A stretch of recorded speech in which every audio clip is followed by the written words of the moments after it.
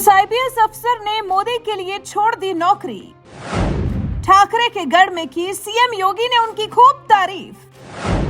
कभी police commissioner बनकर संभाली थी मुंबई की सुरक्षा, आज बीजेपी सांसद बनकर कर रहे हैं समाज की सेवा।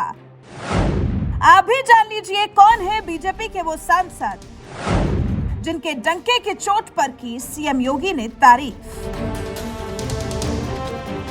उत्तर प्रदेश के मुखिया योगी आदित्यनाथ यूं ही किसी की तारीफ नहीं करते और जिनकी तारीफ करते हैं तो ताल ठोक कर करते हैं। तभी तो ठाकरे के गढ़ मुंबई में जब सीएम योगी ने कदम रखा तो उन्होंने एक ऐसे बीजेपी सांसद की ताल ठोक कर तारीफ की जो कभी मुंबई के पुलिस कमिश्नर थे और जिनके जिम्मे कभी पूरी मुंबई की सुरक्षा हुआ करती थी। लेकिन नरेंद्र मोदी का साथ देने के लिए उन्होंने एक झटके में मुंबई पुलिस कमिश्नर की नौकरी छोड़ दी और फिर ऐसा इतिहास रचा कि आज उनकी तारीफ खुद सीएम योगी कर रहे हैं, वो भी ठाकरे के गढ़ मुंबई में।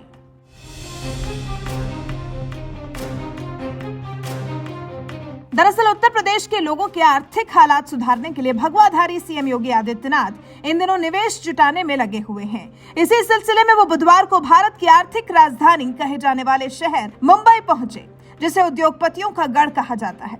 इस शहर मुंबई में कदम रखते ही सीएम योगी ने जहां निवेशकों से उत्तर प्रदेश में निवेश करने की अपील की तो वहीं कभी मुंबई के पुलिस कमिश्नर रहे बीजेपी सांसद सत्यपाल सिंह का भी जिक्र छेड़ दिया और भरे मंच पर उनकी तारीफ करते हुए यहां तक कह दिया कि जब पुलिस की नौकरी छोड़कर आए सत्यपाल सिंह को बीजेपी ने साल 2019 के लोकसभा चुनाव में यूपी की बागपत सीट से टिकट देकर चुनाव लड़ाया तो किसी ने नहीं सोचा था कि वो पश्चिमी यूपी के दिग्गज आरएलडी नेता और देश के पूर्व प्रधानमंत्री चौधरी चरण सिंह के पोते जयंत चौधरी को हराकर चुनाव जीत जाएंगे।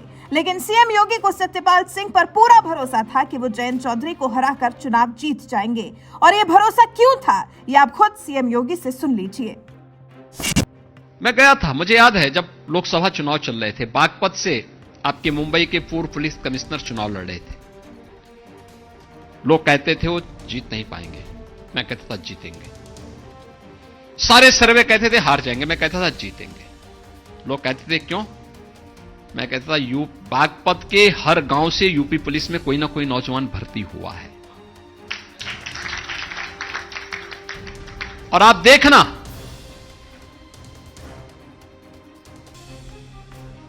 जिन नौजवानों ने अपनी पूरी जवानी समाप्त कर दी, भर्ती नहीं हो पाते थे, दिन भर प्रैक्टिस करते थे, दौड़ते थे, सुबह शाम दौड़ते थे, 15-15 किलोमीटर दौड़ते थे, लेकिन नौकरी के समय उनको रोक दिया जाता था। आज बिना सिफारिश के आज उत्तर प्रदेश सरकार की कोई भर्ती निकलती है, मुझे भी नहीं पता कि कौन कर रहा, कौन इस एजेंसी इसको कराएगी, किसका कहां सेंटर पड़ रहा है, किसका सिलेक्शन हो रहा है। जब सबका सिलेक्शन हो जाता है तो मैं नियुक्ति पत्र के लिए जरूर कुछ नौजवानों को बुलाता हूं और उनसे पूछता हूं कि भाई मुझे बताओ कि आपसे किसी ने कोई बात तो नहीं हुई कहीं भी किसी भी स्तर पर। तो सब बातचीत के दौरान ही पता लग जाता है, बॉडी लैंग्वेज से पता लग जाता है कि इनका स्तर क्या है।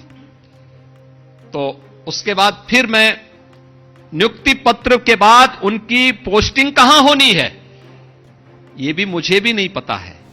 ये सब ऑटो मोड पर अपने आप होता है, अपनी उससे चलता, सारी चीजें ऑनलाइन है, किसी कभी कोई मानवीय हस्तक्षेप है ही नहीं। यह प्रक्रिया और उस प्रक्रिया को अपनाने के बाद जब मैं बागपत में जाता था उससे पहले भी कि तो मैंने देखा एक गांव में, आप आश्चर्य करेंगे, यूपी पुलिस में 27 नौजवान भर्ती हुए थे। तो क्या वहां से हमारा प्रत्याशी हार जाएगा? कभी नहीं। और हम डंके की चोट पर वहां चुनाव जीते थे, सारे सर्वे फेल, हम चुनाव जीते थे। क्योंकि अगर पब्लिक ने हम पे विश्वास व्यक्त किया है तो हमारे विश्वास को भी वे नजरअंदाज नहीं करेंगे और यह हुआ था।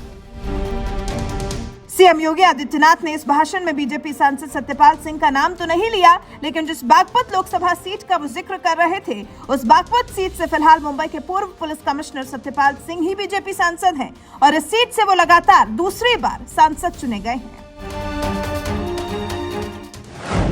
पूर्व पीएम के बेटे और पोते को हराया, साल 2014 के लोकसभा चुनाव में सत्यपाल सिंह ने आरएलडी के तत्कालीन अध्यक्ष चौधरी अजीत सिंह को चुनाव हराया था और 4,23,475 वोट हासिल कर जीत दर्ज की थी, जबकि अजीत सिंह को महज 1,99,516 वोट मिले थे। साल 2019 के लोकसभा चुनाव में अजीत सिंह के बेटे जयंत चौधरी ने चुनाव लड़ा, लेकिन सत्यपाल सिंह ने उन्हें भी हरा दिया और इस बार 5,25,789 वोट हासिल कर जीत दर्ज की, जबकि जयंत चौधरी को 5,02,087 वोट मिले, क्योंकि आरएलडी से गठबंधन की वजह से सपा बसपा दोनों ने इस सीट से उम्मीदवार नहीं उतारा था।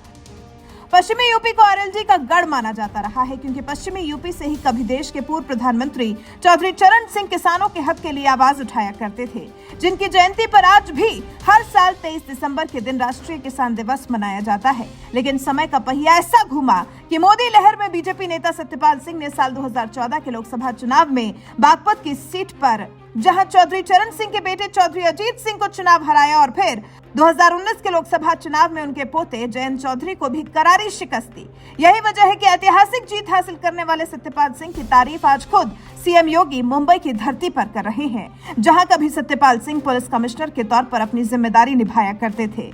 बहरहाल सत्यपाल सिंह जैसे नेता के बारे में आपका क्या कहना है? अपनी राय हमें कमेंट कर जरूर बताएं। साथ ही इस दौरान सीएम योगी ने और क्या कुछ कहा, आइए आपको सुनाते हैं।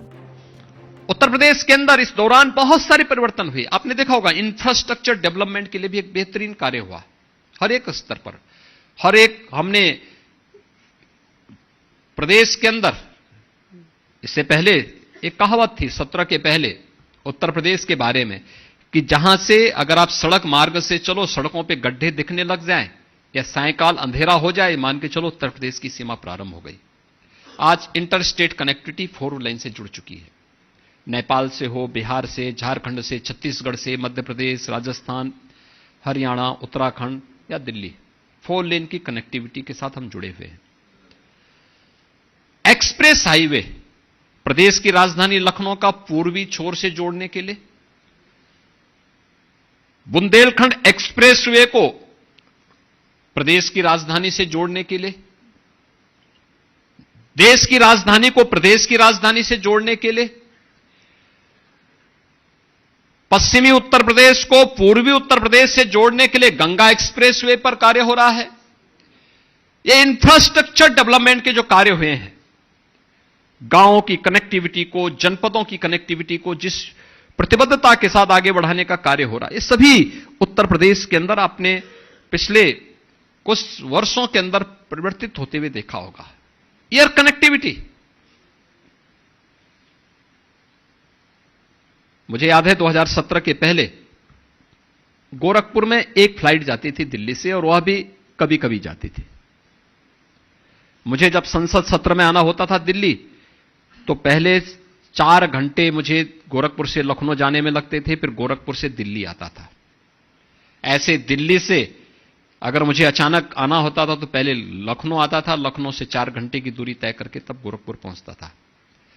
आज गोरखपुर से न केवल दिल्ली के लिए, मुंबई के लिए, कोलकाता के लिए, बेंगलुरु के लिए, हैदराबाद के लिए, अहमदाबाद के लिए, प्रयागराज के लिए 14 फ्लाइट गोरखपुर से चल रही हैं और 9 एयरपोर्ट आज के दिन पर हमारे पूरी तरह क्रियाशील हैं।